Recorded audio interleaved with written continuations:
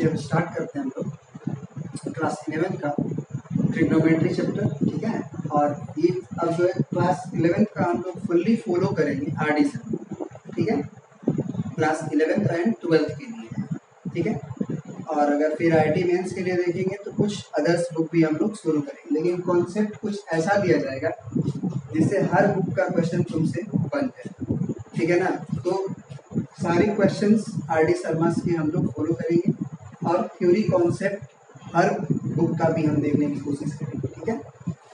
तो सबसे पहले आरडी शर्मा ने लिखा हुआ है measurements of angles, measurements of angles, इस चैप्टर को कवर करेंगे। सबसे इससे पहला एक वर्ड आता है कि एंगल्स के बारे में पढ़ते हैं।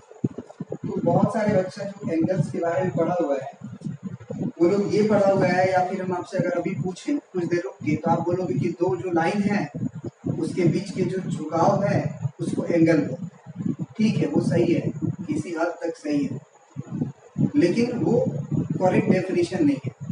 एंगल्स दो लाइन के बीच इंक्लाइनेशन से बने कोई जरूरी नहीं है, क्योंकि एंगल अगर दो लाइन के इंक्लाइनेशन से बनता है तो आप कह सकते हो कि मैक्सिमम एंगल जो होगा वो 360 डिग्री हो सकता है यदि ये पूरा रोटेट कर जाएगा, पहला लाइन भी और दूसरा लाइन।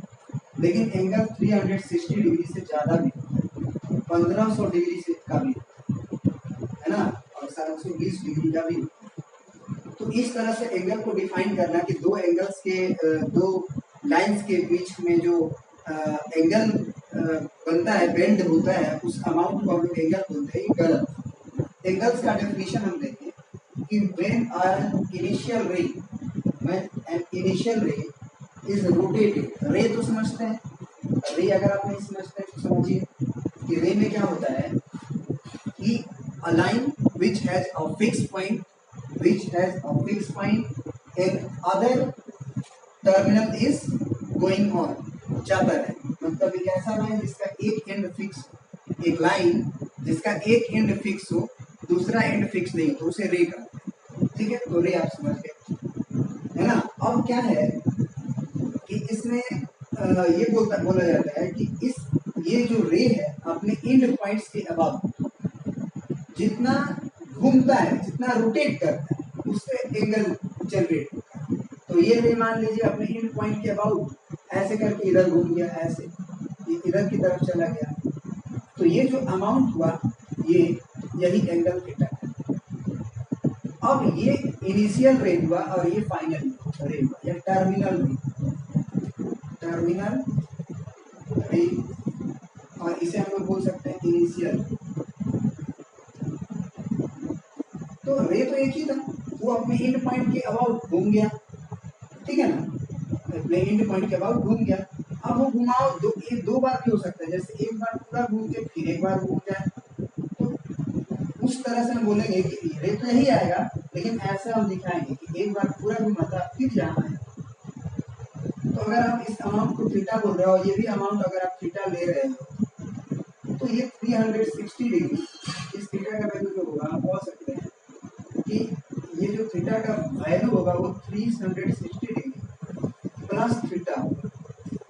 ये थीटा 1 अगर पूरा वैल्यू को बोल रहा था, ठीक है ना, ये पूरा मैग्नीट्यूड को बोल रहा था। तो क्या हम डेफिनेशन देंगे एंगल्स का कि व्हेन अ रे is rotated about its end point, then an angle be generated. ये बात आपका क्लियर हो गया। अब जो है मेजरमेंट ऑफ एंगल्स में हम कह सकते हैं कि जब इनिशियल साइड होता है या इनिशियल रे होता है, जितना अमाउंट रोटेट करता है उतना एंगल बनता है, ठीक है। अब एंगल्स का दो सेंस होता है, घूमने का दो सेंस, एक आप इस तरह भी घूम सकते हैं अपने इनिशियल रे को लेके, इधर से भी घूम सकते हैं, और कोई अपने इनिशियल रे को इधर भी लेके घूम सकते हैं। तो दो प्रकार का सेंस होता है, एक होता है एंटी क्लॉकवाइज और एक होता है क्लॉकवाइज, ठीक है ना। तो अब हम लिख सकते हैं angles has two types, angles has two types.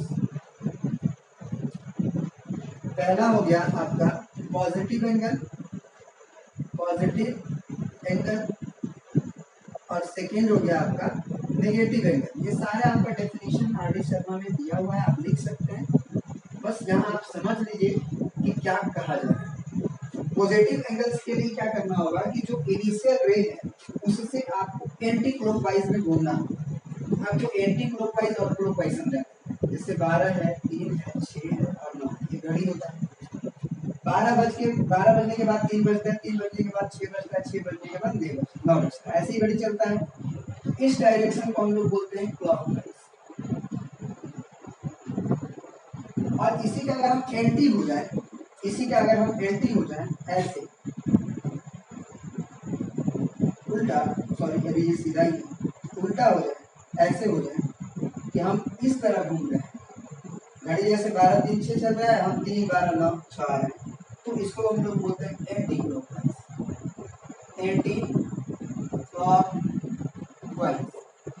तो जो एंटी क्लॉकवाइज डायरेक्शन में एंगल लिया जाता है उसे हम लोग मानते हैं, या हमारे मैथमेटिशियन लोग, या ये अजम्पशन है कि आप उसे पॉजिटिव लगाते हैं, ठीक है। और जो आप रोटेशन क्लॉकवाइज ले जाते हो उस एंगल को आप नेगेटिव लगाते हो। ये अजम्पशन है, ये सारे लोग करते हैं। ऐसा नहीं है कि सर आपने क्लॉकवाइज को क्यों नहीं माना पॉजिटिव, ऐसा नहीं। तो ये याद रखिएगा कि this is called negative angle और this is called positive angle plus be angle, मतलब पॉजिटिव एंगल, ठीक है ना। तो बस इनिशियल रे देखो और रोटेशन का सेंस देखो कि वो क्लॉकवाइज गया कि एंटी क्लॉकवाइज गया है, उससे ये पता चलेगा कि वो पॉजिटिव एंगल है कि नेगेटिव एंगल है। जैसे कि आप नंबर्स में देखते हो, नंबर्स में ये आपका 0 है तो राइट साइड को आप पॉजिटिव मानते हो, 1 2 3 0 डिग्री छोड़ 4, और इधर वाले डायरेक्शन को आप -1 -2 -3 बोलते हो। क्या ये बताया गया आपको कि इधर ही क्यों नेगेटिव माना गया, इधर भी तो पॉजिटिव माना जा सकता था, है ना। तो ये अजम्पशन है कि आप ओरिजिन के राइट साइड पॉजिटिव नंबर्स मानते हो और ओरिजिन के लेफ्ट साइड आप नेगेटिव नंबर्स मानते हो। उसी तरह से एंगल जो बनता है वो रोटेशन से बनता है। तो एक इनिशियल रे अपने एंड पॉइंट के अबाउट जितना रोटेट करता है उससे एंगल जनरेट हुआ। अब वो रोटेशन अगर एंटी क्लॉकवाइज हो गया, घड़ी के विपरीत दिशा में हो गया, उसे माना जाता है पॉजिटिव एंगल। और जो रोटेशन क्लॉकवाइज हो गया उस एंगल को माना जाता है आपका नेगेटिव एंगल, ठीक है। तो ये बात अगर आपको समझ में आ गया तो हम और भी आगे बढ़ते हैं, इसको मिटा, ठीक है। अब हमें एक वर्ड आता है राइट एंगल।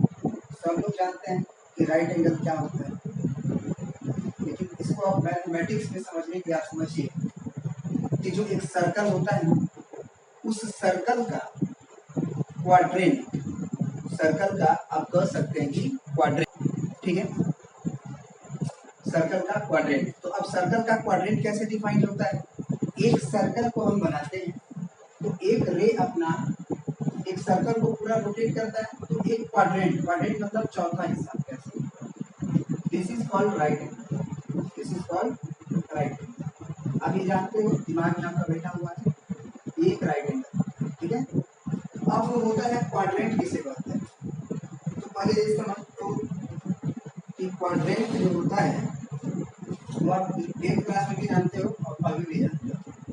एक जो होता है वो कैपिटल एक्स और कैपिटल वाई, और ये वाई डैश होता है और ये एक्स डैश होता है।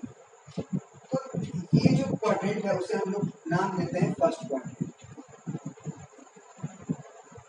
है ना, जिसमें कि एक्स भी पॉजिटिव होता है और वाई भी पॉजिटिव, इसे बोलते हैं हम लोग सेकेंड क्वाड्रेंट।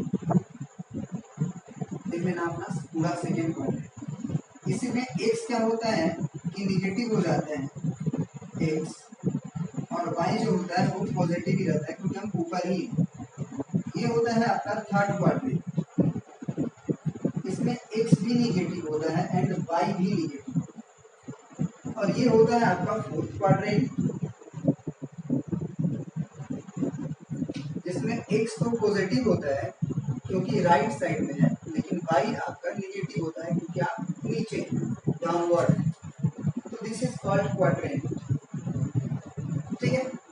अब इस क्वाड्रेंट में एक वर्ड आता है हम लोगों का कि angles in standard form, angles तो बहुत सारे हैं, जैसे ये भी एक एंगल्स है ना, एक रे यहाँ पे आया, यहाँ से रोटेट ऐसे कर गया, यहाँ भी एक एंगल बन गया। तो ये सारे एंगल हैं, लेकिन ये सारे एंगल स्टैंडर्ड फॉर्म में नहीं कहेंगे, ठीक है। तो स्टैंडर्ड फॉर्म में एंगल कब कहेंगे, इसको जरा देखते हैं, ठीक है। इसका भी डेफिनेशन आपका आर डी शर्मा में दिया हुआ है, लेकिन हम आपको समझा भी देते हैं कि एंगल्स इन स्टैंडर्ड फॉर्म में कब होता है।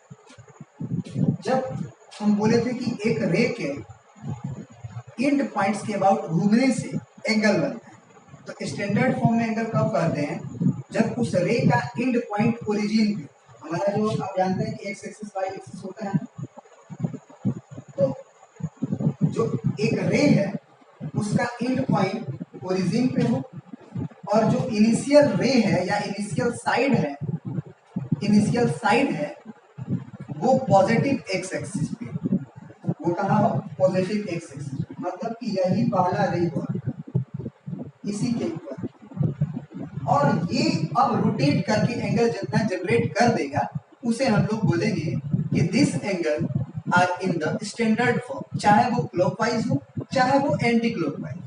जैसे कि मान लीजिए ये रे इधर की तरफ घूम गया इतना, तो मान लीजिए आपका ये 75 डिग्री टाइप, मान लीजिए 85 डिग्री टाइप, जो भी, तो this is called in standard. और यही रे को अगर हम इनिशियल रे को हम इधर की तरफ घुमा दें और ऐसे आ जाए, तो ये आपका हो जाएगा -85 डिग्री, क्योंकि आप क्लॉकवाइज घूमे हो इधर में, और इधर में आप एंटी क्लॉकवाइज।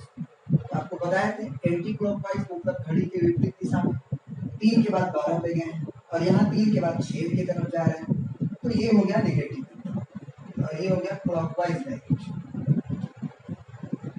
तो अब हमेशा याद रखना कि स्टैंडर्ड फॉर्म में जब तक कुछ ना कहा जाए, आप एंगल्स को स्टैंडर्ड फॉर्म में ही सोचोगे या अपने दिमाग में एक पिक्चर बनाओगे। तुरंत एक रे लोगे, ओरिजिन पे उसको फिट करोगे, एक्स एक्सिस पे पहला रे रखोगे, दूसरा रे आप घुमा दो, चाहे पॉजिटिव बोले तो ऊपर की तरफ एंटी क्लॉकवाइज घुमा दो, नेगेटिव बोले क्लॉकवाइज घुमा दो, ठीक है ना। This is called the standard form. तो डेफिनेशन अगर आप अपना लिखना चाहते हो तो लिख सकते हो, हम बोल भी देते हैं तुम्हें कि an angles is said to be in standard form या standard position if its vertex coincide with the origin and the initial side coincide with OX, that is positive direction of x axis, ठीक है ना। अब आते हैं next, तो अब ये आप समझ गए स्टैंडर्ड फॉर्म में एंगल। अब एक होता है को टर्मिनल एंगल्स, को टर्मिनल एंगल्स, इसके भी बारे में आप समझ जाइए कि को टर्मिनल एंगल्स किसे का, ठीक है। इसका बस सिंपल सा डेफिनेशन है कि आपका इनिशियल रे और टर्मिनल रे दोनों सेम हो, लेकिन एंगल का मेजरमेंट सेम नहीं। मतलब दो एंगल्स को को टर्मिनल एंगल्स कहते हैं यदि उनका initial side and terminal sides तो सेम हो, लेकिन एंगल्स का मेजरमेंट सेम नहीं। अब ये कैसे हो सकता है, ऐसे हो सकता है, देखिए जैसे आपका ये पॉजिटिव एक्स एक्सिस हो गया, इसमें आपका एक रे है और एक ये फाइनल रे है, यहाँ पे आप एंगल बनाए 30 डिग्री। अब एक बार क्या किया ना कि इस रे को आप 30 डिग्री घुमाए, एक बार क्या किया आप कि इसको आप एक बार पूरा घुमा दिए और फिर वापस से 30 डिग्री और घुमा दिए। उससे क्या होगा कि इनिशियल रे यहाँ रहा और फाइनल रे यहाँ रहा, लेकिन एंगल बन गया आपका 300, एक बन गया 30 डिग्री और एक बन गया 330 डिग्री, 360 डिग्री प्लस 30 डिग्री, मतलब कि 390 डिग्री। अब दोनों एंगल्स का मेजरमेंट तो अलग है, दोनों एंगल्स का मेजरमेंट तो अलग है, लेकिन इनिशियल साइड एंड को टर्मिनल साइड्स क्या है, सेम। इनिशियल साइड और को टर्मिनल साइड्स क्या है, सेम। तो इस तरह के एंगल्स को हम लोग को टर्मिनल एंगल। दूसरा आता है आपका angle of reference. Triangle of reference क्या है, ट्रायंगल ऑफ रेफरेंस क्या है, कुछ नहीं है, ये आपको कुछ समझ में आने लगेगा धीरे धीरे। जैसे मान लो कोई एंगल्स आपको लेना है, जैसे ये मान लो आप स्टैंडर्ड फॉर्म में एक एंगल लिए, यहाँ पे, ठीक है। अब यहाँ से एक OX पे परपेंडिकुलर ड्रॉ, OX पे एक्स एक्सिस के ऊपर, OX पे ही नहीं कह सकते हैं, एक्स एक्सिस के ऊपर ये परपेंडिकुलर ड्रॉ, एक एंगल मान लो ये ले लिए। अब यहाँ से भी आपको क्या करना है कि एक्स एक्सिस पे परपेंडिकुलर ड्रॉ। तो ये जो दो ट्रायंगल्स बन रहे हैं ना, इसी ट्रायंगल्स को हम लोग बोलते हैं ट्रायंगल्स ऑफ रेफरेंस। क्या बोलते हैं? ट्रायंगल ऑफ रेफरेंस, ठीक है। और कुछ नहीं, बस यही है आपका ट्रायंगल ऑफ रेफरेंस। अब ये एंगल आपका बढ़ के यहाँ भी आ सकता था, तो यहाँ जब आएगा तो भी आपको एक्स एक्सिस पे ही परपेंडिकुलर आएगा। तो अब जो है इस ट्रायंगल को आपको बोलना होगा ट्रायंगल ऑफ रेफरेंस। ये भी हो सकता था कि इनिशियल रे यहाँ पे रहे और इतना घूम जाए हमारा टर्मिनल रे, इनिशियल रे तो यहीं पे था, तो फिर यहाँ से आप परपेंडिकुलर ड्रॉ करोगे इस एक्स एक्सिस पे, और ये जो आपका ट्रायंगल बना ये भी आपका कहलाएगा ट्रायंगल ऑफ रेफरेंस, ठीक है ना। तो ये नहीं भी जानो तो भी कोई दिक्कत नहीं है, क्योंकि क्वेश्चन में इसका यूज ज्यादा नहीं है, जो यूज है वो चीज हम बताएंगे। अब हम आते हैं, हम लोग अगला टॉपिक पढ़ेंगे system of measurements of angles. Angles का मेजरमेंट हम लोग दो तीन टाइप में करते हैं, जैसे कि आप डिस्टेंस का मेजरमेंट मीटर में भी करते हो, किलोमीटर में भी करते हो, डेसीमीटर में भी करते हो, फीट में भी करते हो। उसी तरह से एंगल का भी मेजरमेंट दो तीन यूनिट्स में होते हैं, उसको हम लोग नेक्स्ट वीडियो में कवर करेंगे और फिर आगे बढ़ेंगे, ठीक है। मेजरमेंट ऑफ एंगल्स इसमें इतना। Thank you.